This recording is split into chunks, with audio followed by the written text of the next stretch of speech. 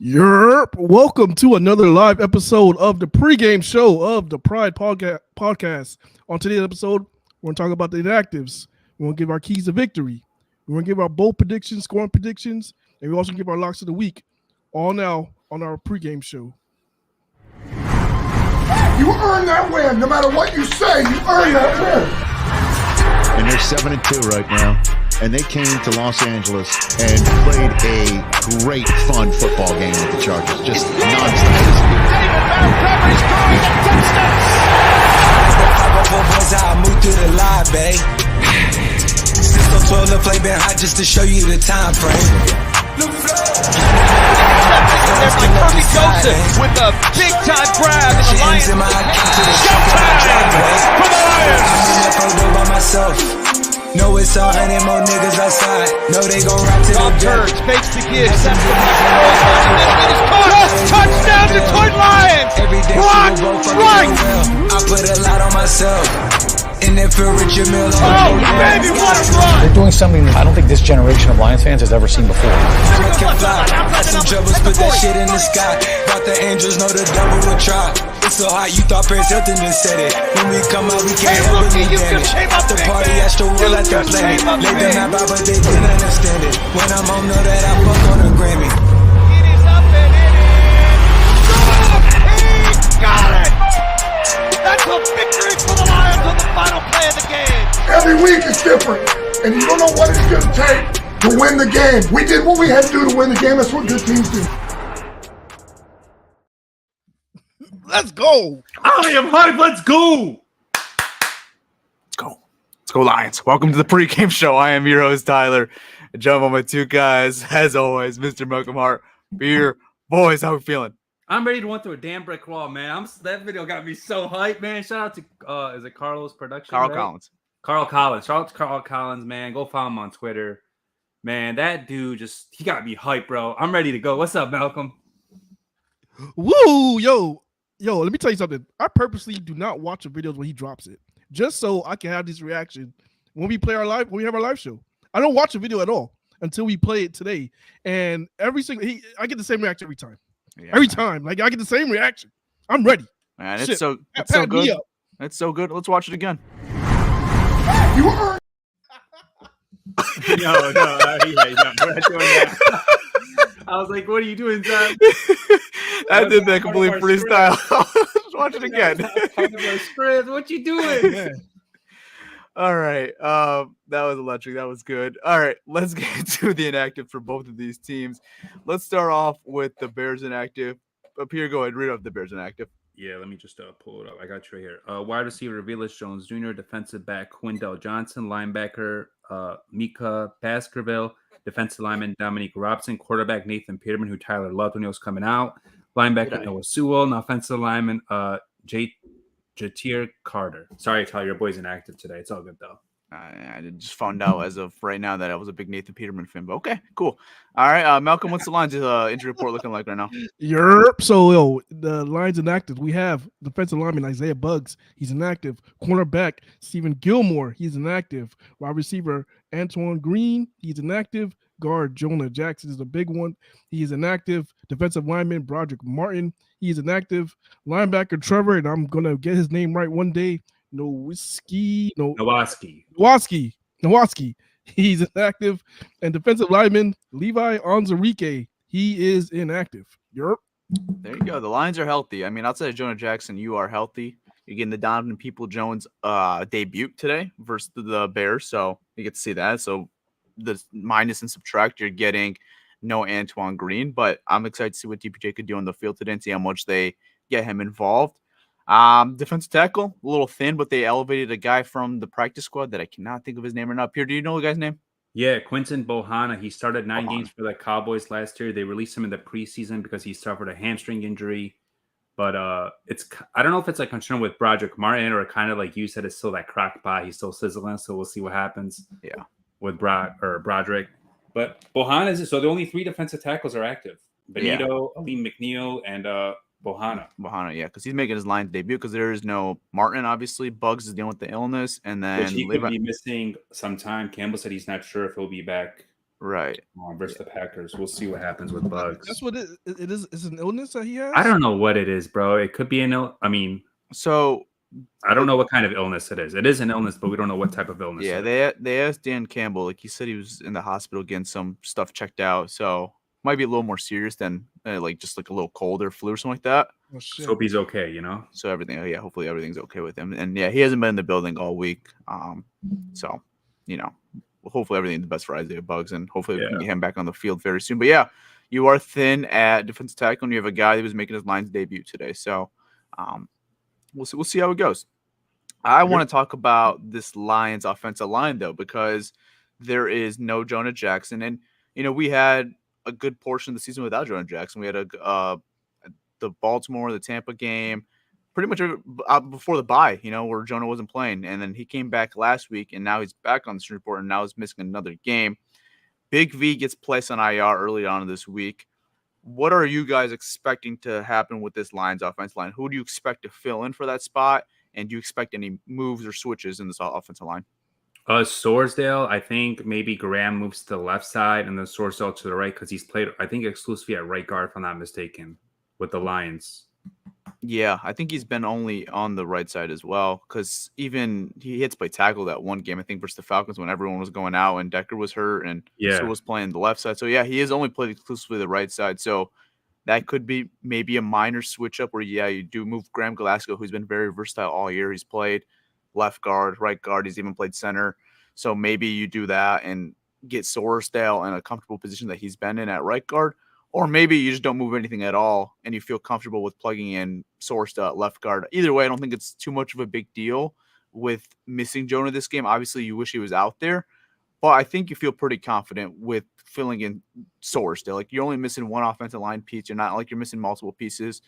And the last time he got an opportunity, I thought he played well versus the Raiders. So I'm not too concerned. And we'll get into it. But this Bears defensive line, they have improved by acquiring Montez Sweat, but it's not something that necessarily scares you too much, even with him in that defensive line. I'll say this: if it's not Sorsdale, it's Coyote. I think it's one of those guys. Or Skipper. Yeah, I think it's one of those two, though. Maybe. But, Tyler, I do have some news for you. Willie Horton is in the building.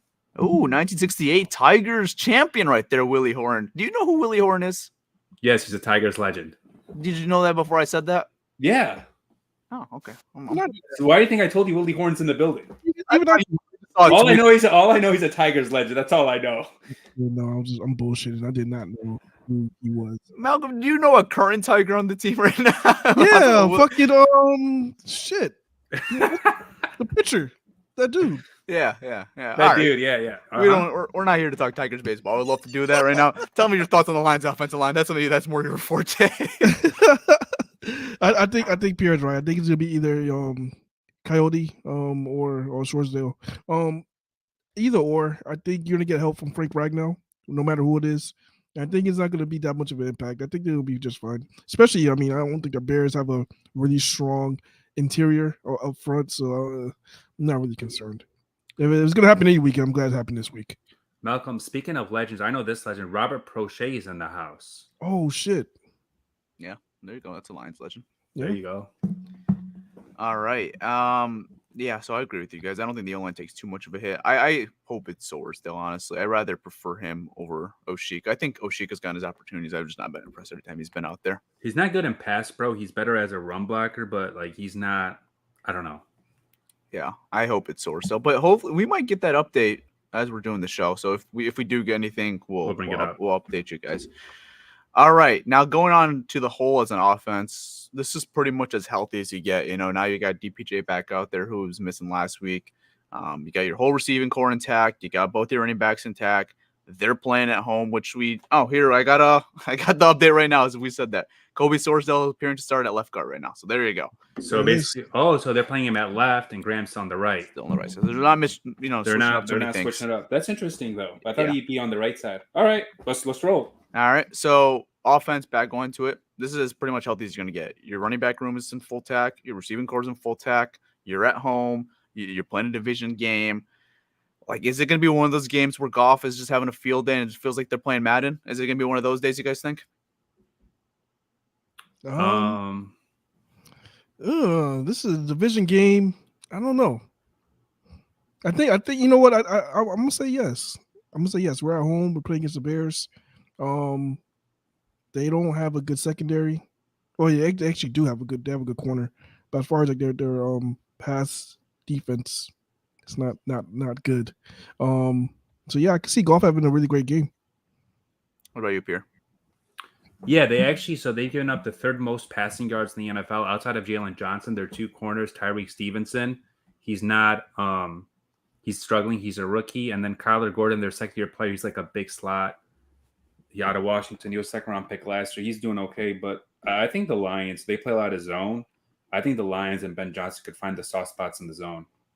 I agree. I think it's gonna be one of those games where there's not gonna be too much stress with it. Like you're kind of just gonna be sitting back, and I complimented the Bears saying they have improved from last year, but this is still two completely different teams when you compare the Lions and the Chicago Bears, and especially the Lions at home, dude. They are a different breed when they're playing at home, and Goff has a different type of confidence when he's playing at home. And I think damn near having a full healthy offensive line and having a full healthy wide receiving core and having both David Montgomery and Jahmyr Gibbs and having all his weapons out there, I don't know, man. I think it's gonna be one of those days where you're gonna sit back, you're just gonna have fun, enjoy it, not too much stress, and I can see that happening, this Sunday versus the Bears. Let me ask you guys a question: who you guys think gets more snaps, Donovan Peoples-Jones or Jameson Williams? Jameson Williams. JMO. You think JMO gets more snaps? If you see the way they're talking about him, he's developing, he's having good practices, he's getting more involved as the weeks go on. So they still said he's still not like fully there yet, but I mean they were raving about it. I think he had his best game, like complete game as a receiver last week in terms of blocking. He caught everything thrown his way. He obviously had another touchdown callback, which just has been his luck in his career. Right. But I mean, the guy did everything right last week. So when you do that, he's going to get more opportunities. And against this Bears leaky secondary, I think he could potentially have a big game. Yeah, Pierre told me to take anytime touchdown score Jameson Williams. I'm following his gut, his lead. So I took the over 19.5 receiving yards and JMO touchdown. I mean, there's a lot of other stuff involved with it. I feel like a complete degen with this parlay, but I did it, placed it. But the big thing, if it hits, you hit big. If not, you don't lose. Yeah, it was $5, I think, to win 163. So let's go, man. That's hey. It's like a scratch off. Yeah, it's like hey, Pierce is right, like a scratch off, bro. Yeah, so I mean, I took out one of the legs too because I didn't want to cheer anything Bears because one of the legs had DJ Moore 25 yards. I said I'm not doing that. We're only doing Lion stuff. So, yeah, I'm hoping JMO gets a touchdown today, even more today than usual. Like obviously, I want Jameson Williams to get a touchdown every week, but this week we got a little more into it. We got a little skin in it, I guess you could say, into this game. So if you do look at Jameson Williams, he was he got red zone targets, or like not red zone, but end zone targets versus the Ravens. He had a touchdown versus the Buccaneers. Last week, he had a screen pass that went for a touchdown called back. So I just feel like they're trying to get him going. Yeah, and even in the Baltimore game, I know he had a terrible game, but like they were trying, even in, like after like they were being blown out, they tried to get him for a touchdown in the end zone just to get him more comfortable, Yeah. So I'm excited to see JMO. And as far as the offense, like kind of like what I said last week versus the Chargers, like I think you could really essentially do whatever you want. Like I think Ben Johnson can have one of those games where you could get the passing game involved, you can get the running game involved. Like you don't really have too much to worry about. I know they are technically one of the better teams at stopping the run. They've done a very good job, but I'm interested to see how they look with this offensive line with the Lions, even without Jonah Jackson, even though Soares still stepping in. I still think they should be able to run the ball pretty efficiently with David Montgomery and Jahmyr Gibbs. So I'm not too worried about that. Even I know we should probably respect it, but if they can stop our run game today, then the Bears could, I think, legitimately call themselves a legit run defense. But as of right now, I'm not there yet. I want to see what they could do against this Lions offensive line in our run game. I'll say this, Tyler. Their linebackers, Edwards and Sanborn, they're pretty active in the running game too. So we'll see. It's strength on strength. Like we said last week, the Chargers were one of the best against the run. The Lions ran it all over them. Right. So we'll see. Strength on strength. Obviously, you're missing one of your better run blockers today in Jonah Jackson, but everyone else is out there. I'm guaranteeing 100 yards from David Montgomery. Guaranteeing 100 yards from David Montgomery this game. A revenge game, huh? Oh yeah, hell yeah. He's gonna go off on them. I can see it now. And Gibbs he's gonna do exactly what he's been doing the last couple of games. I think they're gonna have another big running game, running day. I think between both of them. Yeah, I mean, at the very least, I expect Gibbs to be a big part of the passing game because they have done a very bad job at stopping running backs in the passing game. Austin Eckler did a very good job versus them. Tony Pollard did a very good job at them. They didn't really necessarily run the ball very well versus the Bears up front, but as far as the passing game, you got like those Jahmyr Gibbs type of running backs. You could say like the Camaras, the Pollards, and the Ecklers, like those type of backs. They had their day as far as in the passing game. So at the very minimum, I expect Gibbs to have a big day in the passing game. All right, let's now talk about this Lions defense. Rough one last week for the Lions defense. I mean, they gave up 38 points. They had a point last week where they gave 5 touchdown drives back to back to back to back to back. Now, you got Justin Fields back under helm for the Chicago Bears, who missed about a month. Do you guys expect the Lions defense to have a bounce back from last week's performance? You also got Khalil Herbert coming back too. He's their explosive back. Yes. Yeah, but it starts with the running game. The Bears have been really good at running the football. They are averaging 135.1. Detroit is 4th. Chicago is 5th in rushing offense. And they're missing bugs, but the Lions have to stop the run. If you stop the run, you force Justin Fields in those 3rd and long situations, force him to pass the ball. That's how you win this game. If you don't stop the run, it could be like a long day. You have their run game is really explosive. I mean, they got Khalil Herbert, who's really fast. They know who would kind of back Deontay Foreman as they saw him last week. And then they got my other guy. I forgot his name. Roschon Johnson. Roschon Johnson, the rookie out of Texas. He's also having a good year. All those guys are averaging over 4 yards per carry. Their running game is explosive, man. Yeah. No, I mean, you're right. That's where it definitely starts. You have to stop this running game. And that's something Detroit has been able to do. And I know they're missing some guys today as far as up front with bugs, but I think even without bugs, like that should be your first intention is stopping the Bears running game. Because once you get that going and you make them one-dimensional, I know they acquired DJ Moore this offseason and their passing game has improved slightly, but it's still not a threat yet. It's still not a big threat. So if you can get stopping this Bears run defense or this run offense and preventing them from having big runs and just not letting them gash you all day, I think you feel pretty confident for a defensive bounce back because then you're forcing Justin Fields to pass the ball more and you make them one-dimensional. Then I think you get into that game where you get into last year. They couldn't do much offensively. Like they had a nice little start. Lions defense adjusted. Then I think they ultimately gave up 10 points for the whole game. So if you can get that running game stopped, don't let Fields' legs kill you. I think you could have a bounce back defensively. Yeah. I mean, I'm not worried about the running backs in this game. I really think that our rushing defense is what it is. I think they're legit. I think they're going to be able to stop the running backs. Now, as far as Justin Fields, I don't know. I don't know what type of Justin Fields we're going to see today. This is the kind of the scary part of the Bears offense because the Bears, I mean, Justin Fields, I give a lot of shit to him, saying that, I talk a lot of shit about him. But as far as him improving and be able to play, he's shown a lot of improvement this year, especially the last couple of games before he got hurt. If they're not able to pressure him, like if we have a game where this defense is not pressuring him, we could have another shootout. And that's why I really don't want that to happen. I'm hoping this defense can bounce back. I'm expecting this defense to bounce back. I mean, they should after that performance last week. But you don't want to have the same type of performance as last week. Because if we have the same type of performance last week, it could be another shootout. Because Justin Fields does have weapons. And when he's on, he could be on, But when he's off, that brother's off. I think it's different though. I don't respect Fields the way I respect Justin Herbert and Keenan Allen. And like DJ Moore, he's good, but I don't respect him like as much as Keenan Allen. Really, I really don't. I think this defense is going to bounce back this DJ week. Moore, you have to respect him. I respect him, but I don't respect Fields and getting him consistent like how Herbert was with Keenan Allen. I don't respect him. If you look at their past few games before Justin Fields went down, DJ Moore and Justin Fields were the hottest. He had a game. He had 2 very good games. He had 1 very good game versus the worst pass defense versus the Commanders. That's not respectful. But still, though, I mean, I think you have to bracket DJ Moore in this game. They're not going, and that's what they're not going to do. Pierre. That's going to be a problem then. They're not going to do that. They're going to, just like last week. Did they bracket Keenan Allen? No. They're not going to bracket anybody. They're going to stay in their defense and they're going to trust their corners to stay with these guys. And yeah, I think DJ Moore against our secondary is a problem because you put DJ Moore against Cam Sutton, he will cook Cam Sutton.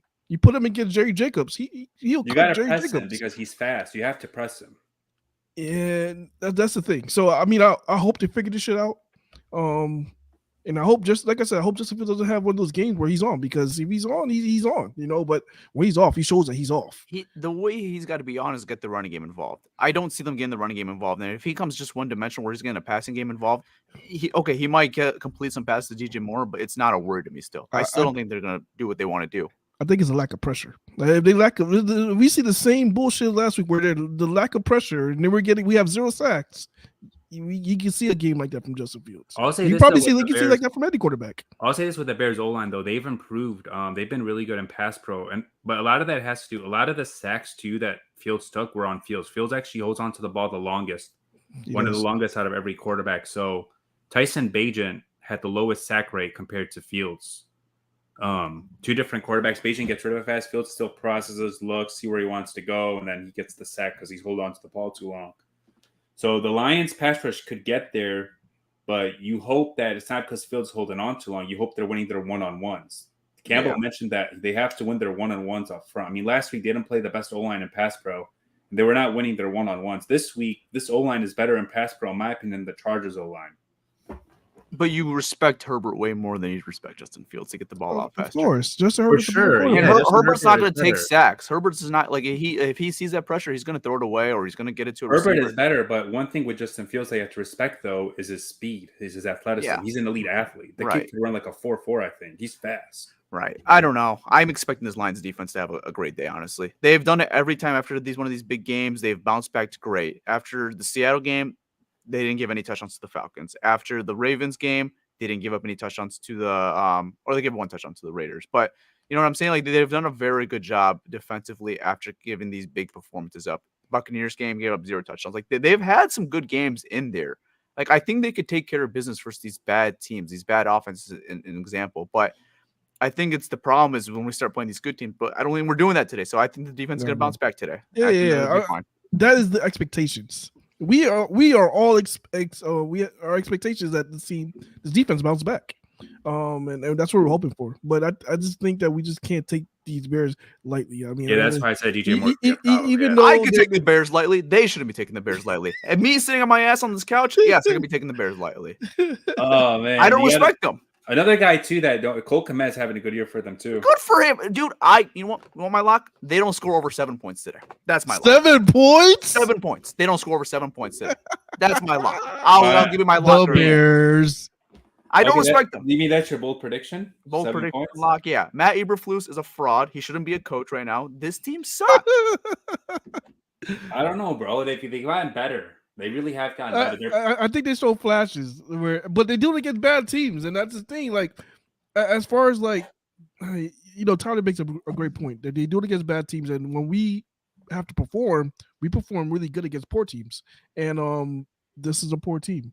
But the thing, like I said, we just can't take them lightly, man. I don't know. I could. I mean, sure. I'm just sitting here. I'm not playing. They shouldn't be taking them lightly. I agree with you guys there, but I could talk all my shit I want right now. I don't think they do shit versus our defense. How about that? Okay, I mean that's your opinion. I hope so. I mean, Tyler. I mean, shit. For sakes of my parlay, because I took the spread. So the sakes of my parlay, I hope you're correct. Lock. That's a lock. I hope you're correct. That's a lock. If we could do our locks on Lions picks, that would be my lock today. I would have picked some like almost always like. That'd be my lock if we could do Lions picks. All right. Well, we're already talked about scores and parlays and props and all that. Let's just do our Lions picks right now. We were all 3 for 3 last week. We all got a dub. Lions covered barely. They were 2-point favorites. They won by 3, so they barely covered, but they covered. Good teams win. Great teams cover, and that's what the Lions are. I'll start off with you, Pierre. Who do you got today? I got the Lions 31-20. Okay. So they cover and they win. And then my bold prediction's gonna be the Lions hold Fields to under 40 rushing yards. Fields and the Bears rushing offense. Oh, wow. So they're like under 50, my bad. They are the 4th ranked rushing offense. So where the fuck are they getting these 20 points from then if they can't run the ball? He's having Justin Fields going to air it out. Fuck. No, that's what I have. I have like 31 to 13, and they just score like garbage time. Justin Field airs it out. Shit. They scored garbage time towards the end, so that's why it's 31-20. Okay, that's fine. That's fine. All right. What do you got? And it's called a bold prediction. Bold prediction is like it's probably not going to happen. That's why it's bold. Okay.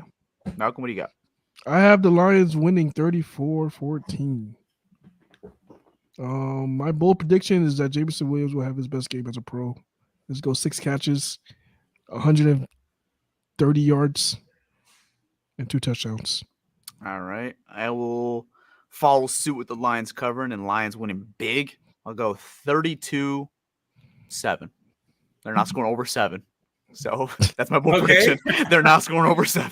All right, I like it. You have a lot of faith in the secondary, man. I honestly do think it'll be a little more than 7. But if it is, it's not going anything more than 13. That's it is. But I'm sticking with what I said earlier. I was talking too much shit. I was talking too much shit earlier, so I can't go over 7. So after all that you said, I can't go back. I can't go back from what you said. Yeah, you can't backpedal. You can't be a corner. Regardless, you can't be a corner and backpedal. I think this defense dominates today. I could even see a defensive touchdown today. How many sacks we have today? We had 0 last week. 6. I'm gonna say 4. I'm gonna say 4. All 6 by Aiden Hutchinson. No. You're gonna see a little mixed bag today. You're gonna get you'll get like 2.5 by Hutch. Ooh. The commissioner's finally gonna show from the death because we haven't seen him. No way. The commissioner will get a sack. What about today. Bohanna? Is Bohanna gonna come up like Undertaker? I don't know if I have confidence for Bohanna to get a sack today. Ali McNeil will get a sack today. Ali McNeil. Okay. You know, Bohanna is 6'4", 338 pounds. Talk about a big fucker. Yeah. What about my guy Julian? I was gonna say both the Aquars get a sack today. Both the Aquars? So one each. Brothers, Tyler. You got on the same play there. One each. One each. Like 8 sacks you have. So Hutch gets 1, Kamish gets 1, Aquaros get 1, Aleem gets 1. What is that? That's 5 right there. I said Hutch gets 2. So there you go. 7. Oh, is it 7? Shit. Oh, you know 7 sacks. It is. All right. This is all over the place. All right. This is gonna be according to time. This is gonna be a great game. I mean, just sit back, we're get some popcorn. Yes. Sit back, no worries. Oh yeah. No, you have to put away the blood pressure medicine. Everybody's gonna be good this game. 100%. You guys are gonna have 2 of them. You got 2 of them this week. You got the Thursday the Packers. We'll talk about that. You're gonna have another sit back too. Enjoy your turkey with it at least. Yo, Dino was wild, man, and I'll put this on Twitter. You know, we have the Bears and we have the Packers. I don't want to look past the Bears, but yo, by next weekend, we could be sitting at 9-2. That's 9-2. Fucking crazy. Yeah, I thought about that, but that is wild. That is nuts. All right, nuts. We'll beat these bozos first, and then we'll talk about the Packers. Yeah. All right, locks of the week. I'm the only one who picked up a dub last week, so I want an apology. Oh, wow. Not from Pierre. Pierre wasn't shitting me as much. Malcolm was absolutely shitting on me last week for my lock of the week. I'm sorry. I took the Browns. I think 6.5 plus 6.5 plus. I think it was plus 5.5. 5.5. Yeah, and they won outright. They fucking that game was wild. Like that was like a 0 problem. I think like in the last I think 3 minutes of the game, I think the Browns had like a 0 probability of winning that game. And then everything just turned around and they won. It was like the Minneapolis Miracle, like I told you needed. It happened. Yeah. But kudos to you, man. The only one that covered, man. I needed a game because I was down. I'm still in last, but in first place it's Pierce 6-4. Malcolm's in second, barely holding a half game lead ahead of me at 4-5-1. I'm sitting at 4-6. So that win for me last week was very critical. I needed a win to get back in this. I'm 2 games behind right now. I'll start off with the first place. Pierre, what do you got today? Yeah, so there was rumors that Staley could potentially get fired last week when the Lions beat them, but he didn't. He's still with them. They got the Packers at Green Bay. I think they're gonna win. Give me the Chargers -3 at Lambeau.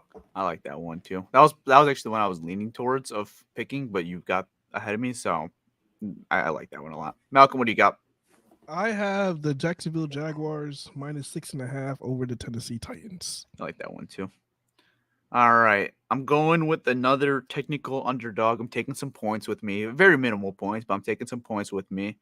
Taking the Seattle Seahawks +1.5 on the road versus the Rams at 425 today. I think they should be able to win outright, but I'll take the points with me regardless. Stafford is back for the Rams, but I think Seattle is a better team and don't usually like really betting too much on these division games, even though I did it last week. But I'm gonna take Seattle +1.5. You didn't take the Steelers. They got the Browns without Deshaun. Oh, but the defense is very good. Yeah, that's tough to bet. Yeah. I'm shocked that Seattle. Why are they the underdogs? Tyler Lockett might be out in this game, but still, I don't really understand it either. Honestly, I think the Seahawks should win outright.